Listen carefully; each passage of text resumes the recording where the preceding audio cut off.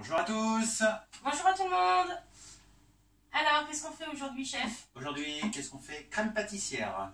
Pour compléter nos petits choux qu'on a fait la dernière fois. Et voilà, tout à fait. Donc, pour une crème pâtissière, que des éléments simples, mais bons. Du lait, du sucre, de la poudre à crème et des œufs frais. D'accord. Et la poudre à crème, c'est-à-dire? Alors, la poudre à crème, c'est une poudre qu'on peut acheter dans le commerce, dans les rayons préparation pâtisserie. C'est marqué souvent poudre instantanée pour flan, etc. D'accord. Donc, c'est à la portée de tout le monde. Voilà, c'est à la portée de tout le monde. Il y a une marque bien spéciale dans les grandes surfaces que je ne citerai pas. Ok. Voilà. Mais à l'intérieur, c'est tout simplement un épaississant, un arôme de synthèse de vanille et le troisième, du colorant jaune. Voilà, tout à fait. D'accord. Ok. Bon, bah alors, c'est parti, on y va. Qu'est-ce qu'on doit faire, chef? Qu'est-ce qu'on va faire? Déjà, on va se préparer. On se prépare. En tenue. 1, 2, 3.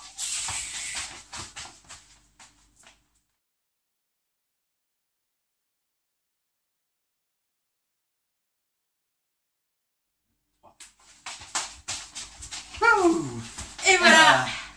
Bon, Ça y est, c'est on bon. est prêt. On est prêt? On est prêt. Donc, comme vous avez pu le voir juste avant, je vous ai détaillé les poids pour effectuer cette recette sur 1 litre de lait.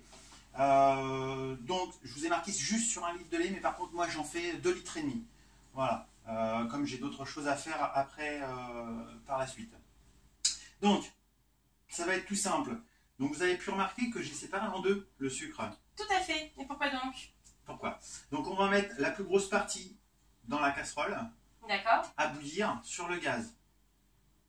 Et donc la deuxième partie, on la met. La deuxième partie, on va la mélanger avec notre poudre à sec.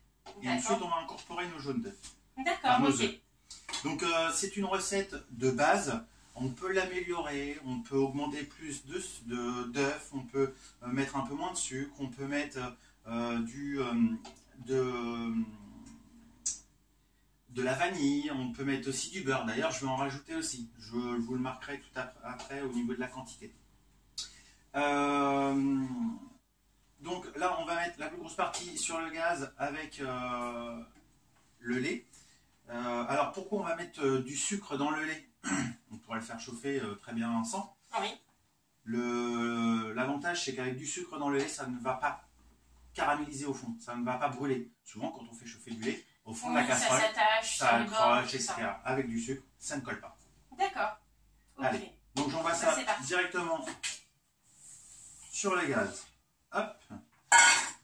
Et on se... Donc voilà, donc notre chef a mis donc le lait à bouillir. Avec la grosse partie de sucre et j'ai bien mélangé avec le fouet à l'intérieur pour pas que ça se dépose au fond. Il faut bien le mélanger. D'accord. On mélange juste au début ou alors il faut tout le temps... On peut le mélanger 2 à 3 fois pendant la chauffe. Ok, et moi je peux verser donc la quantité de sucre qui reste directement avec la poudre. La poudre, voilà. Donc là on fait un mélange à sec. D'accord.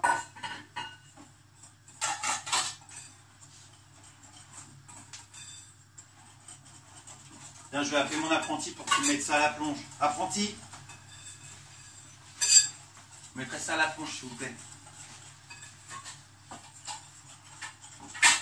Merci beaucoup. Voilà, comme ça c'est bon. Donc voilà, comme ça c'est très bien. Et là, donc on va incorporer nos œufs et mélanger directement. D'accord. Donc là, je mélange. Et là, vous mélangez. Apprenti. Avec une pâte toute... À la plonge s'il vous plaît. Merci. Oh. Bon, on essaye d'éviter d'en mettre partout. Oui. Hein, pour que ça reste dans le plat. Oui, j'essaye. Mais j'arrive pas trop. Avec un fouet, c'est pas évident. C'est avec un fouet qu'il faut le faire. Bah oui, mais ça reste tout dans le fouet aussi, on se dit. Allez, on mélange. Ah là là là là. Ah, ça, j'avais prévenu tout le monde, hein. Je suis pas douée en pâtisserie, moi. Heureusement que j'ai des apprentis plus petits, plus efficaces pour me faire ma plonge après. Hein. Chacun sa place. Allez, on mélange. Donc là, on mélange jusqu'à temps qu'il n'y ait plus de grumeaux et on va essayer de blanchir un peu après.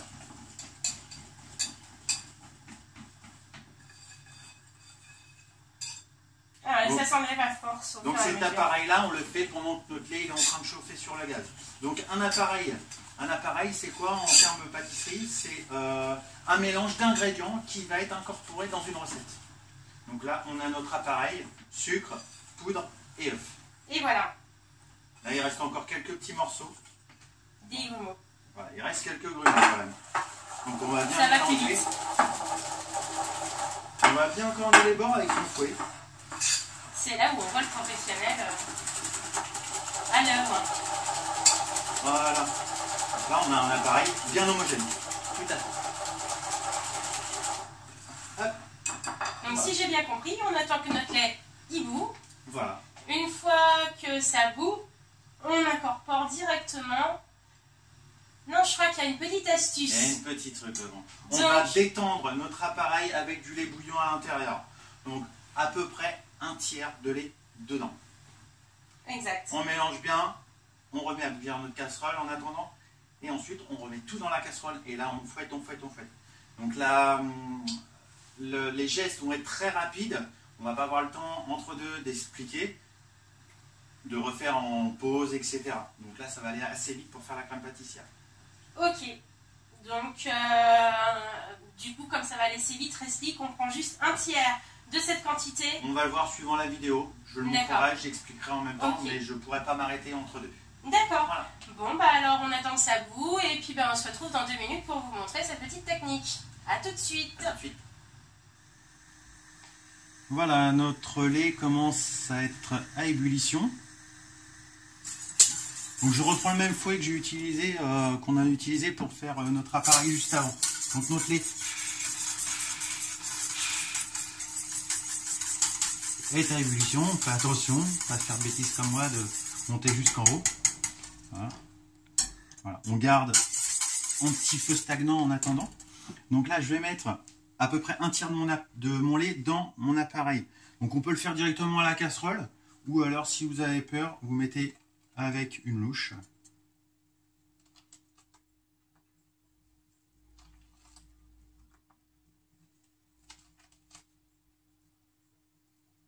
Voilà, hop. Donc là, mon lait continue toujours un petit peu à bouillir.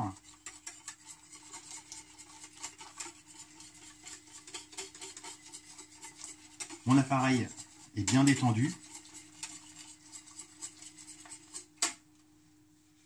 Voilà, ça bout. Et là, je vais pouvoir remettre tout dedans, tout en remuant, assez rapidement. Donc là, tout d'un seul coup. Tout d'un seul coup, tout en mélangeant. On va corner juste après. Là, ce qui est important, c'est le début pour éviter les grumeaux.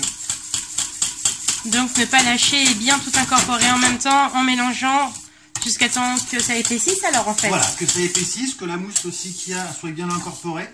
D'accord. Donc là, j'ai toujours mon gaz qui est au minimum. Hein.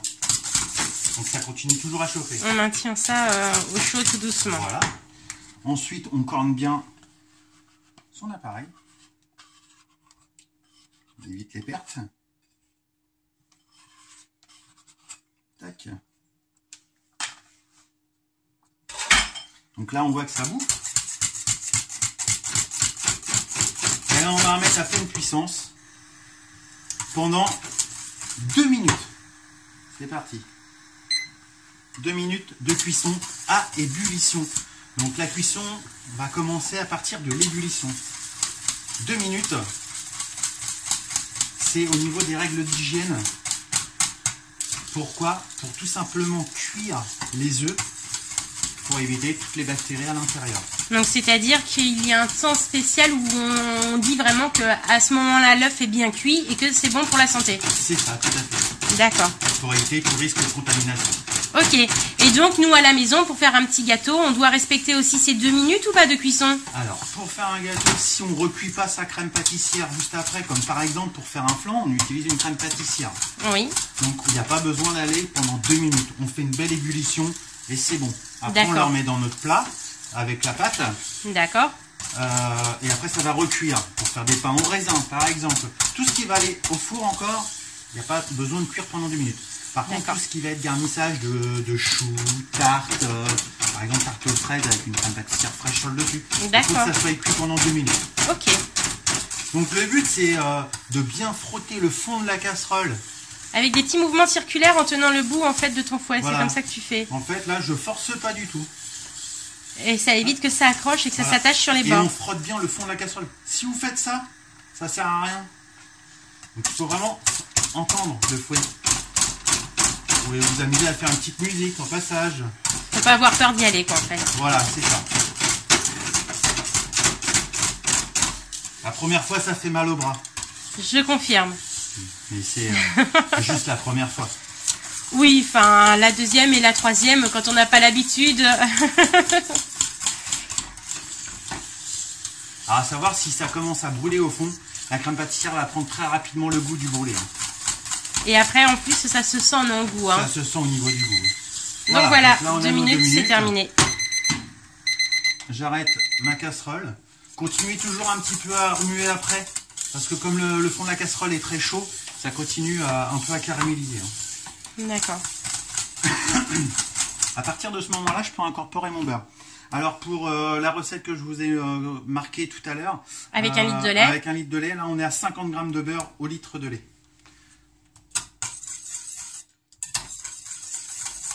Donc le fait de rajouter du beurre à l'intérieur, ça va nous donner quoi? C'est de l'onctuosité et de la douceur au palais.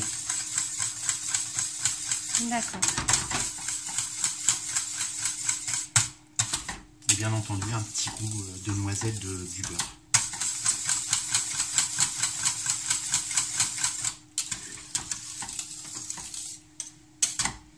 Voilà. On Donc fait là, bien on a attention une belle crème. que tout le beurre soit bien fondu à l'intérieur. Et après, ce qu'on va faire, on va la débarrasser sur plaque, sur plateau, filmer avant et au contact. Je vous montre ça tout de suite. La cuisson est terminée. Maintenant, plus qu'à mettre à refroidir. Alors, pour la mettre à refroidir, il faut que ça soit le plus rapidement possible la redescente en température pour éviter la prolifération des bactéries. D'accord. Donc en fait, on n'attend pas que ce soit un peu moins chaud dans la casserole comme on fait habituellement pour certaines choses. On met directement à refroidir. Mais directement à refroidir. Alors, donc l'astuce, la technique pour la faire refroidir, comment on fait? Alors, on va prendre un plateau, quelque chose avec des rebords, c'est un peu plus simple. En l'occurrence, une plaque de four aussi, c'est ce qu'on a pris. Tout le monde en a une et c'est bien pratique.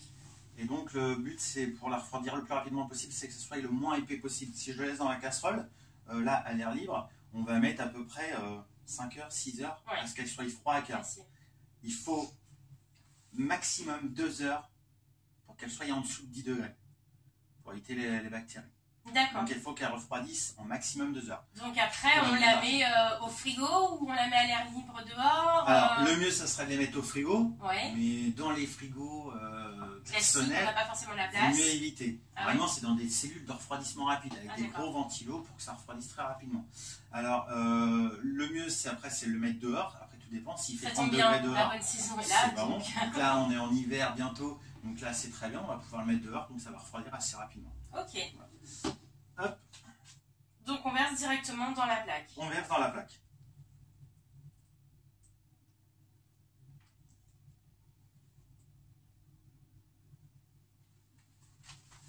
Donc on la remplit un petit peu complètement. Bah là, je fais moitié-moitié puisque j'ai une deuxième plaque à faire. D'accord. Tac, voilà. Donc là, j'ai vu aussi que tu as corné ça. Tu me parlais tout à l'heure de quelque chose d'important d'un point de vue de la corne. Surtout de ne pas utiliser la même, je crois. C'est ça? C'est ça. Parce tout qu'on à a fait. utilisé tout à l'heure une corne pour corner le plat avant de le mettre dans le lait. Et il l'a bien mis au sac directement. Ne pas la réutiliser. Pourquoi donc, chef?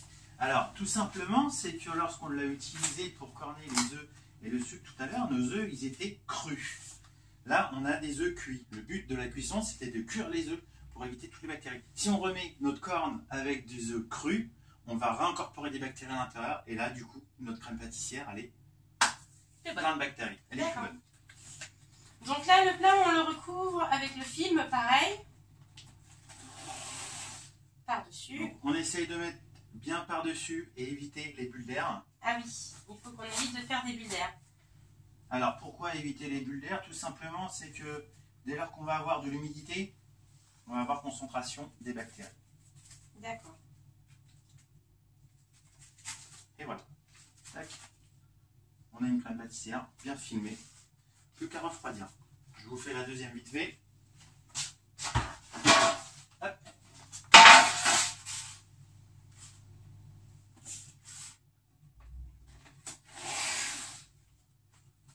Hop, moitié, une première feuille de film transparent, une deuxième. Donc le Là, film, vous embêtez pas, vous la mettez comme ça, il n'y a pas besoin que sur les bords elle soit bien mise, correcte et tout. Le but est de ne pas s'embêter à perdre du temps avec ça. Et on met donc le reste.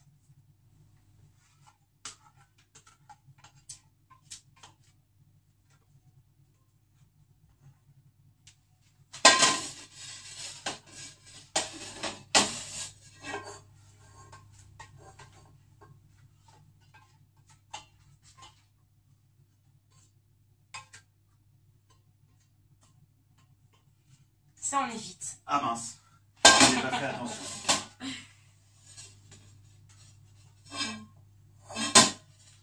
La dégustation tout de suite, avec une crème petite, tiède.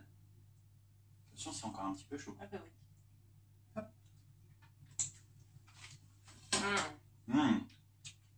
Excellente. Super. Mission réussie, chef. Donc, on la refilme, on la recouvre. On la refilme, on la recouvre. Et au refroidissement. Et voilà. Et une fois froid, on va lui redonner un petit coup de fouet pour la lisser, donc pour l'égrainer en fait, pour enlever tous les petits grains qui va se faire, puisqu'en fait ça va être un bloc. Ouais. Juste à la lisser bien avec un fouet, tout simplement. Voilà. Et après aromatiser suivant ce qu'on veut. Alors si vous voulez faire par exemple une crème au chocolat, vous pouvez mettre directement votre chocolat, votre tablette de chocolat dans la crème pâtissière chaude. Vous la mélangez dans votre casserole. Avant de faire l'étape de refroidissement, en fait. Voilà, c'est ça. D'accord. Pareil, si vous voulez faire que du café, vous mettez votre café tout de suite. Après, sur certains parfums, il vaut mieux éviter, sinon l'arôme va être perdu. Par exemple, de l'alcool. Donc, si on veut faire une crème au Grand Marnier, tout ça, on va le faire à froid. Une fois qu'on l'aura bien reprise avant de s'en servir. Voilà. D'accord. Kirsch, rhum, etc. Très bien. Donc là, on peut dire que la recette est finie. On a fait notre crème pâtissière. Vous avez au cas où toutes les informations si vous voulez la décliner chocolat, café ou autre. Donc, sur ce, on a goûté. Elle est bonne. Donc, on vous dit à bientôt pour un nouveau tuto. À bientôt. Au revoir.